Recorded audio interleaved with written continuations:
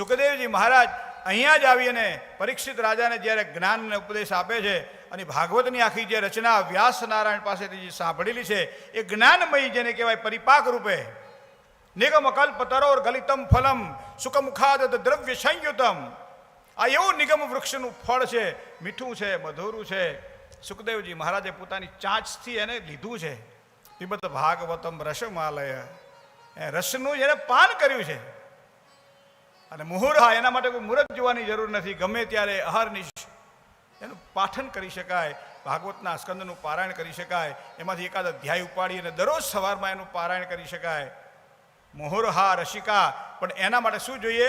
ભૂવિ ભાવુકા, ભાવક જોઈએ. એના માટે કૃષ્ણને પામવા માટે નિર્મળ બનવું પડે, કૃષ્ણને પામવા માટે બાળક બનવું પડે. અહંકાર ન ચાલે.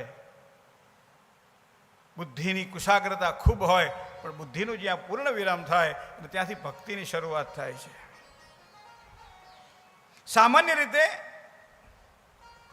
મરણને સુધારવું એના કરતાં ક્ષણને સુધારવી વધારે સારી. ભક્તિ એટલે આપણે સામાન્ય હાથમાં માળા લઈ લઈએ અને ભગવાનના મંદિર સામે દીવો કરી અને પાઠ પૂજા કરીએ, આને ભક્તિ કહેવાય?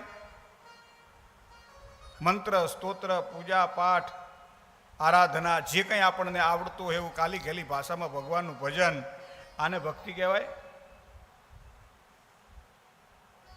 ભક્તિનો મતલબ બહુ વિશાળ છે. ભક્તિ દરેક વ્યવહારમાં હોય, એનું નામ ભાગવત છે. કોઈ પણ વ્યક્તિની સેવા કરવી ને એના સેવા હિ પરમો ધર્મ, એ પણ એક ભક્તિનો પ્રકાર છે. ઘરમાં રહેલા વડીલો અને વૃદ્ધોની સેવા કરવી એ પણ ભક્તિનો એક પ્રકાર છે.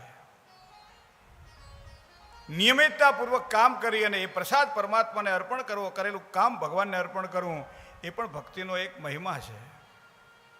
કદાચ હું તો બહુ ટૂંકમાં વાત કરું, સંસારી જીવ છીએ એટલે આપણે વિચાર કરીએ કે બહાર બેઠા છીએ, કોઈ બહેન કે કોઈ ભાઈ માનો કે રોટલી વણી રહ્યો છે રસોડાની અંદર, અને કોઈ પણ જાતના ભાવ વગર, કોઈ પણ જાતના વિશાળ વર્તન વગર પ્રેમથી એને પણ રોટલી બનાવવામાં મદદ કરીએ, એને પણ ચેડાવવામાં મદદ કરીએ, તો આ શું ભક્તિ નથી? પ્રત્યેક વ્યવહારને ભક્તિમય બનાવો.